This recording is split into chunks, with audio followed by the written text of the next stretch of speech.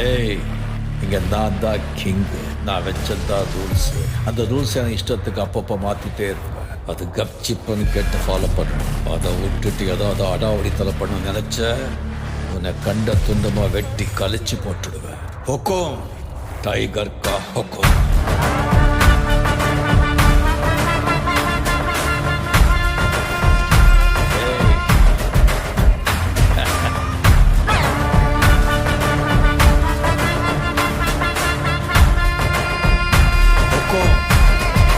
tiger